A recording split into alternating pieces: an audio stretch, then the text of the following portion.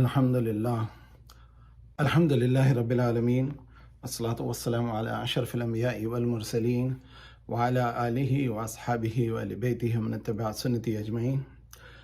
اعوذ باللہ من الشیطان الرجیم. بسم اللہ الرحمن الرحیم. رب اشرح لی صدری ویسر لی امری واحلل عقدۃ من لسانی یفقہوا قولی. الحمدللہ آج بفضل اللہ تعالی سورہ الحجر کا بیان ہوگا. سورہ الحجر 54 یعنی 54 نمبر کی صورت ہے جو اللہ تعالیٰ نے نبی علیہ الصلوۃ والسلام پر مکہ المکرمہ میں نازل فرمائی. اس میں تمام آیات مکی ہیں سوائے آیت نمبر 87 کے جو کہ مدینہ المنورہ میں اس کا نزول ہوا. اور اس وقت ترتیب تلاوت کے حساب سے یہ 15ویں صورت ہے قرآن مجید میں. اس صورت میں اللہ سبحانہ و تعالیٰ نے جیسے ہر دفعہ کوئی خاص وجہ ہوتی ہے. سورہ حجر اس کا نام اس لیے رکھا ہے کہ یہ حجر پتھر کو کہتے ہیں. جو قومیں تھیں جو پتھروں کو کاٹ کے بناتی تھیں ان کا ذکر ہے. گھروں کو بناتی تھیں وہ اپنے. اور اس میں اللہ سبحانہ و تعالیٰ نے کفار کے بارے میں بیان فرمایا. ایک تو یہ کہ قرآن کی کہ یہ اللہ تعالیٰ کی آیات ہیں جو اس کتاب میں نازل ہوئی ہیں حضور علیہ الصلوۃ والسلام پر. دوسرا اللہ سبحانہ و تعالیٰ نے فرمایا کہ یہ قیامت کے دن کفار اس بات کی خواہش کریں گے، حسرت کریں گے کہ کاش کہ ہم مسلمان ہوتے اس دن. یہ وہ دن ان کے لیے بڑا اذیتناک ہوگا. اور اس میں ایک آیت ہے جس کا ابتدائی آیت ہے جس کا ذکر جو ہے میں سمجھتا ہوں مناسب ہے ہم کر لیں. اس میں اللہ سبحانہ و تعالیٰ نے فرمایا کہ الف لام را تلک آیات الکتاب و قرآن مبین. اللہ سبحانہ تعالیٰ نے اس میں ذکر کیا تلک آیات الکتاب، یعنی پہلے ہم سورہ بقرہ جو ہم نے ابھی پڑھیں گے ابھی نہیں پڑھی ہے اس میں اللہ سبحانہ تعالیٰ نے فرمایا قرآن کے بارے میں ذالک الکتاب یعنی وہ کتاب. یہاں فرمایا یہ آیات کتاب سے ہی ہیں لیکن اللہ کی اس میں حکمت ہے کہ آیات کو ادھر بیان فرمایا اور کتاب کو ادھر فرمایا. انشاءاللہ سمجھ میں آئے گی تو اس کا بیان کریں. پھر اللہ سبحانہ تعالیٰ نے آدم علیہ السلام کا ذکر فرمایا. پھر ابراہیم علیہ السلام اور ان پہ آنے والے فرشتوں کا ذکر فرمایا. اور حضور علیہ الصلوۃ والسلام کو اللہ تعالیٰ نے یہ حکم فرمایا کہ آپ ان کی باتوں سے متاثر یا توجہ نہ فرمائیں اور دین کی طرف اللہ کا حکم مانتے ہوئے اتباع کریں. جو آپ کے پر نازل کیا گیا ہے قرآن اس کو مانیں اور اللہ کی رضا ڈھونڈیں. اور اللہ سبحانہ تعالیٰ نے اس میں ایک اور آیت نازل فرمائی ہے کہ اللہ نے یہ قرآن نازل فرمایا اور یہ 7 آیاتیں نازل فرمائی ہیں. اور 7 من المثانی والقرآن المجید یعنی سورہ فاتحہ کا ذکر ہے. اور اس کے بارے میں بتایا کہ اس کا اجر اور اس کا مقام جو ہے وہ ایک قرآن کے برابر ہے. یعنی کہ اس کو سمجھنے کی بات ہے. سورہ فاتحہ کی جو فضیلت ہے اس کا ذکر فرمایا. تو انشاءاللہ بسم اللہ کرتے ہیں، شروع کرتے ہیں اللہ سبحانہ تعالیٰ کے بابرکت نام سے جو بڑا مہربان نہایت رحم فرمانے والا ہے. سورہ الحجر انشاءاللہ اس کی آیات کو روک کر کے اس میں تشریح ہوتی رہے گی. بسم اللہ الرحمن الرحیم. بسم اللہ الرحمن الرحیم. الف لام را تلک آیات الکتاب وقرآن مبین. شروع اللہ کے نام سے جو بڑا مہربان نہایت رحم والا ہے. الف لام را یہ اللہ کی کتاب اور قرآن روشن کی آیتیں ہیں. ربما يود الذين كفروا لو كانوا مسلمين. کسی وقت کافر لوگ آرزو کریں گے کہ اے کاش وہ مسلمان ہوتے. ذرهم يأكلوا ويتمتعوا ويلههم الأمل فسوف يعلمون. اے محمد صلی اللہ علیہ وآلہ وسلم ان کو ان کے حال پر رہنے دو کہ کھا لیں اور فائدے اٹھا لیں اور طول عمل ان کو دنیا میں مشغول کیے رہے. ان قریب ان کو اس کا انجام معلوم ہو جائے گا. وما أهلكنا من قرية إلا ولها كتاب معلوم. اور ہم نے کوئی بستی ہلاک نہیں کی مگر اس کا وقت مرقوم و معین. ما تسبق من أمة أجلها وما يستأخرون. کوئی جماعت اپنی مدت وفات سے نہ آگے نکل سکتی ہے نہ پیچھے رہ سکتی. وقالوا يا أيها الذي نزل عليه الذكر إنك لمجنون. کفار کہتے ہیں کہ اے شخص جس پر نصیحت کی کتاب نازل ہوئی ہے تو دیوانہ. لو ما تأتينا بالملائكة إن كنت من الصادقين نہ ہے اگر تو سچا ہے تو ہمارے پاس فرشتوں کو کیوں نہیں؟ ما ننزل الملائكة إلا بالحق وما كانوا إذا منظرين کہہ دو ہم فرشتوں کو نازل نہیں کیا کرتے مگر حق کے ساتھ اور اس وقت ان کو مہلت نہیں ملتی. إنا نحن نزلنا الذكر وإنا له لحافظون بے شک یہ کتاب نصیحت ہم ہی نے اتاری ہے اور ہم ہی اس کے نگہبان. وَلَقَدْ تو یہ آیت نمبر 1 سے آیت نمبر 9 تک کے کئی باتوں کا ذکر بیان فرمایا اللہ سبحانہ و تعالی نے.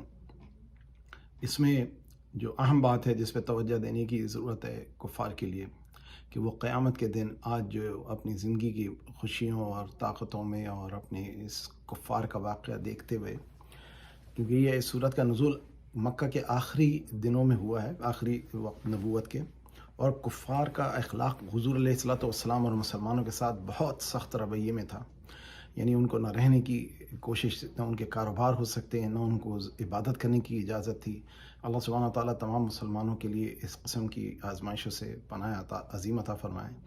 ان کی جانوں کی کوئی حفاظت نہیں تھی. مسلمانوں کو یہ تھا کہ جتنی اذیت دے رہے ہیں ان کو لیتے رہو، کوئی سوال بھی نہیں، کوئی جھگڑا بھی نہیں، کوئی آپ اپنی حفاظت کے لیے ہتھیار نہیں اٹھا سکتے، اللہ کا حکم نہیں تھا. اور اس وقت آپ یہ دیکھیں کہ کفار جو تھے اس وقت بڑی طاقت میں تھے، اور مسلمان جو تھے اس وقت پوری مسلمان امت جو تھی وہ مکہ میں ہی تھی، اس کے باہر کہاں تھی. تو جتنے مسلمان تھے وہ سب مکہ کے اندر ایک قید میں تھے. پہلے تو وہ قید بند میں ڈال دیے گئے تھے 3.5 سال، جب ان کو شعیب ابی طالب میں رکھا گیا تھا 3-3.5 سال. اس کے بعد جب وہ نکلے ہیں تو اس کے بعد ان کو پھر بھی کچھ آسانیاں نہیں ہیں، اور خصوصاً وہ جو مسلمان جو غریب تھے، وہ طبقہ جن کے پاس مال و دولت نہیں تھے، ان کا تو بہت ہی برا حال تھا، ان کی کوئی حفاظت کرنے والا نہیں تھا. اور ایسے مسلمان جو کہ غلام تھے خصوصاً، اور جو جن کا کوئی یعنی خاندانی اثر وسوخ نہیں تھا، تو ان کے ساتھ تو بہت ہی برا ابتر حال ہوتا تھا. اللہ سبحانہ و تعالیٰ ان کے درجات بلند فرمائے. تو اللہ سبحانہ تعالیٰ نے فرما دیا ہے کہ اے نبی علیہ الصلوۃ والسلام، آپ ان کے حال پہ نہیں رہنے دیں. آج ہم دیکھتے ہیں کفار طاقتور ہیں، مسلمان مظلوم ہیں، جیسے اس وقت ہندوستان میں، برما میں اور فلسطین میں مسلمانوں کے ساتھ ہو رہا ہے، یا دوسرے ممالک میں جو ہوا ہے، جیسے چیچنیا میں کیا گیا تھا مسلمانوں کے ساتھ. تو اللہ سبحانہ تعالیٰ فرما رہے ہیں کہ ان کو ان کے حال پہ رہنے دو، فائدے اٹھا لیں، بہت زیادہ تو نہیں، تھوڑے دن ان کا انجام معلوم ہو جائے گا. اور اللہ تعالیٰ کسی بستی میں لوگوں کو ہلاک نہیں فرماتے جب تک کہ ان کے اندر ایک وقت نہ ہو جائے اور ان میں ایک مدت اپنی گزار لیتے ہیں. اور پھر فرمایا کوئی جماعت اپنی مدت وفات سے نہ آگے نکل سکتی ہے نہ ہی پیچھے ہٹ سکتی ہے، یعنی نہ امت، نہ قوم، نہ فرد. اور پھر وقالوا یا ایھا الذی نزل علیہ الذکر انک لمجنون. اب حضور علیہ الصلوۃ والسلام کے بارے میں اور قرآن کے بارے میں مومنوں کا یعنی استہزاء کیا جاتا ہے، مذاق اڑایا جاتا ہے کہ جو ان پر کتاب نازل ہوئی ہے یہ تو نعوذ باللہ کوئی دیوانہ ہے، یا یہ دیوانوں کی کتاب ہے. جیسے پچھلے انبیاء علیہم السلام کے اوپر جس طرح کی تہمتیں لگائی گئیں کہ جیسے ہم نے پہلے سن چکے ہیں قرآن میں، کسی کو جادوگر کہا، کسی کو دیوانہ کہا، کسی کو آصف زدہ کہا، کسی کو یہ کہا کہ جناب ان کو کوئی پڑھا کے سکھا جاتا ہے، اس قسم کی تمام باتیں. پھر اگلی ایک انہوں نے ایک بڑی عجیب سی بحث کی، یعنی جو کہ ہم پڑھ چکے ہیں، ہمیں پتہ ہے کہ اگر آپ اللہ کے نبی ہیں تو فرشتوں کیوں نہیں لے آتا آپ کے ساتھ کوئی. اب یعنی فرشتہ یہ کہے کہ لوگوں کو کہ تم ان پہ ایمان لے آؤ، یہ اللہ کے رسول ہیں. قرآن میں اگلی آیت میں اس کی تصریح فرمائی ہے.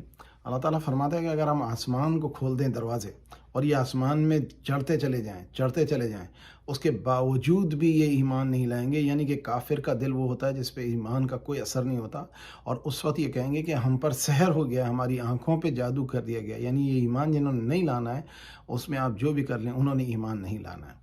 اور پھر فرما دیا اللہ تعالیٰ نے فرشتے جو ہیں وہ نازل جب ہوں گے، اور جب ہو گئے وہ نازل، جیسے حکم فرمایا اللہ تعالیٰ نے کہ آسمان پھٹ جائے گا اور فرشتے اس کے کناروں پہ اتر آئیں گے، اور اللہ سبحانہ تعالیٰ کا عرش سامنے لے آیا جائے گا، اور اس کے بعد اس سب کا حساب اور فیصلے کا اور قیامت کا دن قائم کر دیا جائے گا. پھر اللہ سبحانہ تعالیٰ فرماتے ہیں انا نحن نزلنا ذکر وانا له لحافظون. آیت نمبر 9 ہے سورہ الحجر میں. اللہ تعالیٰ نے فرمایا کہ بے شک ہم نے اس کتاب یعنی قرآن کو نازل فرمایا اور ہم ہی اس کی حفاظت کرنے والے ہیں. اور پھر اس کے بعد اللہ سبحانہ تعالیٰ نے اس کی حفاظت کا ذمہ اپنے لیے لیا. اسی موضوع پہ ایک بات آ جاتی ہے کہ قرآن کا اگر نسخہ ہو یا کوئی دینی کتاب ہو، سوال آیا تھا ایک پوچھا گیا تھا کہ قرآن کو کس طرح سے ڈسپوز کیا جائے، یعنی جو پرانے نسل ہو جاتے ہیں، پڑھنے کے قابل نہیں رہتے ہیں، تو آپ ان کو 4 طریقوں سے کر سکتے ہیں موجودہ فتوے کے حساب سے۔ 3 تو پرانے طریقے تھے جن کا علم تھا۔ ایک تو یہ تھا کہ جیسے حضرت عثمان رضی اللہ تعالیٰ عنہ نے اپنے دور میں قرآن کے پرانے جتنے بھی وہ نسخے تھے جن میں آیات قرآنیہ کے ساتھ جو غیر نزول والی آیات حروف کا اور الفاظ کا استعمال کیا جا رہا تھا، ان کو جمع کر کے ان کو جلا دیا تھا۔ تو ایک طریقہ تھا جلا دیں، جو حضرت عثمان نے کیا تھا۔ اور نعوذ باللہ ایک طبقہ مسلمان کہہ رہا تھا اپنے آپ کو، ان کا یہ کہنا ہے کہ نعوذ باللہ عثمان نے قرآن جلایا تھا، اللہ تعالیٰ کی ان پہ لعنت ہو۔ دوسرا طریقہ یہ ہے قرآن کے صفوں کا یا قرآن کے نسخوں کا مصحف کو تلف کرنے کا، کہ اس کو کھڈا کھود کے زمین میں دبا دیا جائے۔ علماء فرماتے ہیں یہ بھی ایک طرح سے دفن کرنا ہوتا ہے۔ تیسرا طریقہ یہ ہے کہ اس پہ وزن باندھ کر اس کو سمندر یا دریا برد کر دیا جائے تاکہ وہ دریا کی تہہ میں بیٹھا رہے۔ چوتھا طریقہ جو موجودہ دور کے علماء فرماتے ہیں کہ اگر آپ کے پاس ان 3 طریقوں کا کرنا ممکن نہ ہو تو آپ پھر کیا کریں؟ آپ یہ کریں پھر کہ شریڈر آج کے دور میں جو ہوتا ہے شریڈر استعمال کر سکتے ہیں، کیونکہ شریڈر میں جب پیپر جاتا ہے تو پھر اس کی وہ اصل کیفیت نہیں رہتی، جو آیات ہیں وہ کٹ کر کے وہ حروف بن جاتی ہیں اور حروف جو ہیں وہ تلف کیے جا سکتے ہیں، کیونکہ بل ہوا قرآن مجید فی لوح محفوظ، قرآن تو لوح محفوظ میں موجود ہے۔ تو اللہ تعالیٰ نے ایک بات کا وعدہ فرمایا کہ ہم نے اس قرآن کو نازل فرمایا اور ہم اس کی حفاظت فرمانے والے ہیں۔ اور آپ نے دیکھا ہے کہ پچھلے سالوں میں کئی بار ایسا ہوا ہے کہ لوگوں نے قرآن کی بے حرمتی کے طور پہ اس کو جلانا چاہا، ان نالائقوں کو علم نہیں تھا، اور ہم مسلمانوں کو یہ کہ ہم جذباتی ہو جاتے ہیں۔ انہوں نے جو کیا تھا وہ اس سے بہتر تھا کہ وہ اس سے کوئی غلاظت کرتے، کوئی بدتمیزی کرتے اور بے ادبی کرتے، کیونکہ قرآن کو جلانے سے اللہ تعالیٰ اس کو محفوظ فرما لیتے ہیں۔ اور یہ جو ہمارے پاس ہے یہ قرآن کا اصل نہیں ہے، یہ اس کی امیج ہے، اصل قرآن تو لوح محفوظ میں ہے، اور قیامت کے قریب اس کو اٹھا لیا جائے گا۔ تو یہ ایک بات کو سمجھ لینے کی ضرورت ہے۔ اگر کوئی کہتا ہے ہمیں قرآن جلانا ہے، آپ کہیں ہاں ضرور جلا دیں، آپ کو پریشان ہونے کی ضرورت نہیں، کیونکہ اللہ تعالیٰ نے اس کو لوگوں کے دلوں پہ نازل فرمایا ہے، فَإِنَّهُ نَزَّلَ عَلَىٰ قَلْبِكَ بِإِذْنِ اللَّهِ، اور اللہ تعالیٰ نے فرما دیا ہے، ہم نے اس کی حفاظت فرمانے کا اپنا ذمہ لیا ہے۔ آپ دیکھیں گے ایک یوٹیوب میں ایک شخص ہے، اس کا نام شاید گرین ہے، اس نے ایک ویڈیو بنائی ہے جس میں اس نے یوٹیوب پہ بہت لوگ پاکستانی بھی اس کو کرتے ہیں مارکیٹ۔ میری گزارش ہے کہ ایسے لوگوں کو آپ نہ مارکیٹ کیا کریں۔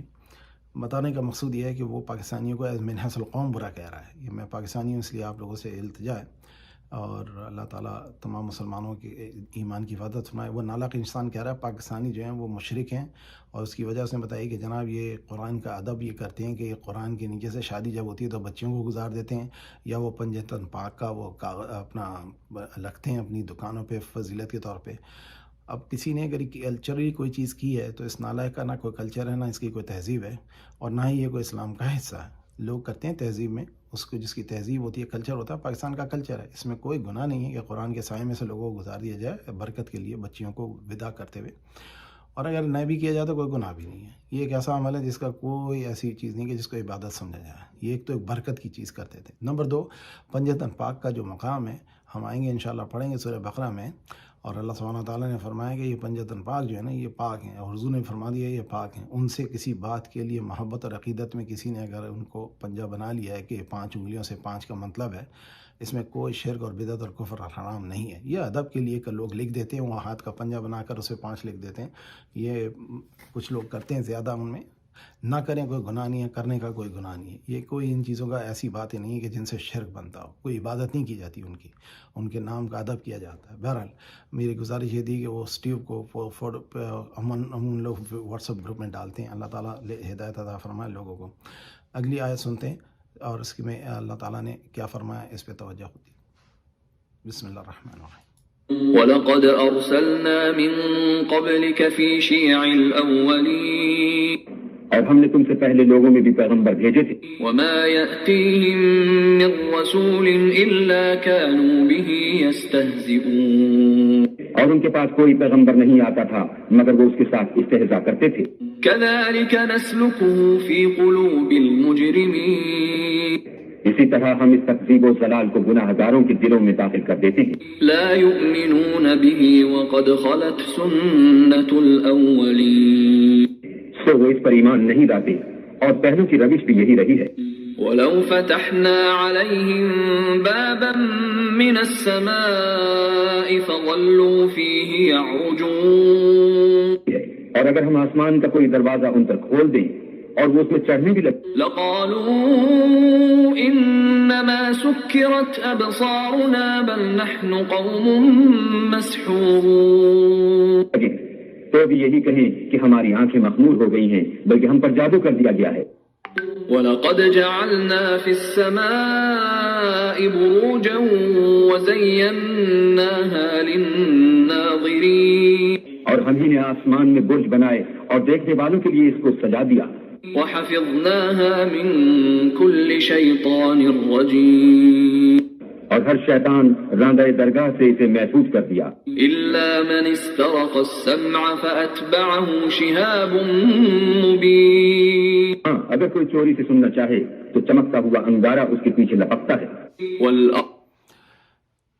خصوصاً آیت نمبر 16, 17 اور 18 پہ توجہ فرمائیں. میں نے آپ سے ذکر فرمایا کہ اگر اللہ تعالیٰ فرماتے ہیں کہ ان کافر ایسے کافر ہیں کہ اگر آسمان کھول دیا جائے اور ان کو اوپر چڑھنے کا موقع مل جائے تو یہ دیکھ کر کے بولیں گے ہماری آنکھوں پہ اور ہم پر سحر کر دیا گیا ہے اور آنکھوں پہ کہتے ہیں نظر بند کر دی گئی. تو کافر کا معاملہ تو یہیں ہو گیا. ہمارا حکم یہ ہے کہ ہم کوشش کریں ان کو دعوت دیتے رہیں قیامت تک کے آخری وقت تک کہ ہمارے لیے حکم ہے کہ ہم لوگوں کو اسلام کی طرف بلائیں, لوگوں کو دین کی دعوت دیتے رہیں. مسلمانوں غیر مسلمانوں کو دعوت کا یہ ہوتا ہے ان کو شوق دلانا, دین کی طرف رغبت دلانا. کافر کے لیے یہ ہے کہ ان کو اسلام کے لیے دعوت دینا اور وہ قبول کر لیں تو اللہ تعالیٰ ان کے اوپر رحم فرمائے. اور ہمیں دعا کرنی چاہیے جب بھی کبھی کسی کو دعوت دیں دین کی, اور ان کے ثابت قدمی کی دعا کرنی چاہیے, اپنے ایمان کی بھی دعا کرنی چاہیے. اور اللہ سبحانہ تعالیٰ نے فرمایا کہ پھر اگلی آیت میں فرمایا وَلَقَدْ جَعَلْنَا فِي السَّمَاءِ بُرُوجًا وَزَيَّنَّاهَا لِلنَّاظِرِينَ. اللہ تعالیٰ نے اس میں ذکر فرمایا کہ برج بنے ہیں آسمانوں میں جو کہ ہم نے دیکھا ہے, آپ نے دیکھا ہے سپر نووا اور گیلیکسیز جن کے اندر چیزیں بنتی ہیں اور وہ دیکھنے والوں کے لیے اس کے لیے سجا دیے. وہ زَيَّنَّا لِلنَّاظِرِينَ. جیسے اب آپ نے دیکھا ہوگا پرسوں جو کل جو ایکلپس ہوا تھا, اس وقت جب چاند دب گیا تھا, اندھیرا ہو گیا تھا چاند پہ, تو آسمان کے ستارے ایسے جگمگا رہے تھے کہ یقین نہیں آتا.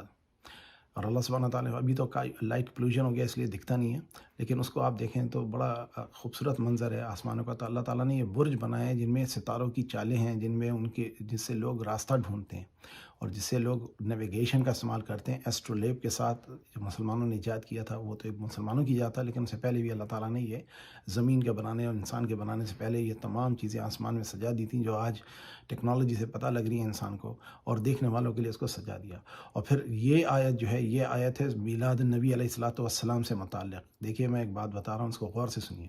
اللہ تعالیٰ فرماتے ہیں وَحَفِظْنَاهَا مِن كُلِّ شَيْطَانٍ رَجِيمٍ إِلَّا مَنِ اسْتَرَقَ السَّمْعَ فَاتَّبَعَهُ شِهَابٌ مُّبِينٌ. یعنی اللہ تعالیٰ نے فرمایا جب حضور کی ولادت ہوئی 12 ربیع الاول کو, فجر کا وقت تھا, پیر کا دن تھا, حضرت عبداللہ آمنہ کے گھر میں حضور علیہ الصلوۃ والسلام جب تشریف لائے تو اللہ سبحانہ تعالیٰ نے کائنات میں ایک تبدیلی کی جو کسی انسان کے لیے پہلے نہیں کی گئی تھی, اور یہ آیت اس کے سلسلے میں ہے. اگر کوئی آپ سے میلاد کے لیے پوچھے تو یہ آیت میلاد سے متعلق ہے, اور یہ سورہ حجر کی آیت نمبر 17 اور 18 ہے کہ جب حضور کی ولادت سے پہلے شیاطین آسمان سے خبریں لے لیا کرتے تھے اور وہ لا کر کے ان لوگوں کو جو کہا جائے کہ جو مستقبل کا حال بتانے والے تھے, جو ان کے ہوتے تھے سورسرر اور وہ جو جادوگر ہوتے تھے, ان لوگوں سے یہ اطلاع شیاطین سے ان سے لے لیتے تھے. وہ 1% اطلاع ہوتی تھی, 99% اس میں اپنی من گھڑت باتیں ان لوگوں کی مجبوریاں سمجھتے ہوئے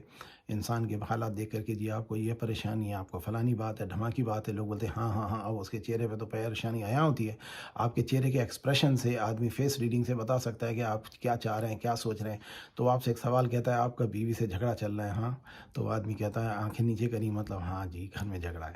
اچھا جی پیسے کی پریشانی ہے, کون انسان ہے جس نے آج تک پیسے کی پریشانی کی؟ جی ہاں تنگی ہے. اور جی بچے خواہشات ہیں, کس کے گھر میں بچوں کی خواہشات پوری کرنا مشکل نہیں ہوتا؟ ہاں جی ماں بیوی کا جھگڑا ہو رہا ہے. جی کون سا سسرال ہے جس کا جھگڑا؟ یہ تمام باتیں آدمی سن رہا ہے اور نیچے نگاہ کیے ہوئے اور چہرے کے ایکسپریشن بدل رہے ہیں. آپ نے کسی سے ذکر کیا اچھا فلاں آپ کو پسند ہے, خاندان میں کچھ کرنا چاہتے ہیں, ہاں اچھا رشتہ چاہتے ہیں جی, تو آپ اپنے چہرے سے جب آدمی کو لیڈ کرتے ہیں نا تو وہ آپ کی 99% تو آپ کی فیس ریڈنگ سے اور باڈی ایکسپریشن سے بتا دیتا ہے. لوگ سمجھتے ہیں جناب بڑا پہنچا ہوا ہے، اس کو غیب کا علم ہے. غیب کا علم گھنٹہ کسی کو نہیں ہے، اللہ تعالیٰ نے جس کو دینا ہے اسی کو دیا ہے. تو یہ جو شیاطین پہلے خبریں لاتے تھے ان میں جوڑتے تھے، اللہ تعالیٰ نے حضور کی ولادت کے وقت وہ آسمان کے دروازے بند کر دیے ہیں. ملائکہ کا جو کلام ہوتا ہے ان کی خبر اب ان کو نہیں پہنچتی، اور کوئی جن شیطان جو خبریں لینا چاہتا ہے، جو کہ چھپ کر کے بیٹھا کرتے تھے آسمانوں میں، اب ان کو شہاب ثاقب مارا جاتا ہے. یہ چمکتا ہوا ستارہ شہاب مبین. اچھا، تو یہ آیت آپ سے کوئی پوچھے میلاد کی آیت کون سی ہے، یہ اور اس بات کی حقیقت ہے. حدیث میں آیا حضور علیہ الصلوۃ والسلام کے ولادت کے وقت یہ واقعہ پیش آیا کہ اللہ تعالیٰ نے غیب کی خبریں لانا بند کر دی. حدیث میں آتا ہے شیطان پریشان تھے اور گھوم رہے تھے، اور اسی لیے سورہ جن میں انہوں نے دیکھا کہ غیب کی خبریں نہیں آ رہی، تو کیا ہوا ہے. پتہ چلا حضور علیہ الصلوۃ والسلام کی ولادت کے بعد سے شیاطین کو وہ اطلاعات جو ملائکہ کلام کرتے تھے وہ نہیں مل رہی ہیں. اور اس کے بعد اگلی آیت میں، تو یہ بہت بڑی آیت ہے، اس میں کوئی 1 گھنٹہ تقریباً انشاءاللہ اس پہ بیان کر سکتا ہوں، لیکن وقت کی قلت ہے اور بات کی سمجھنے کی بات ہے.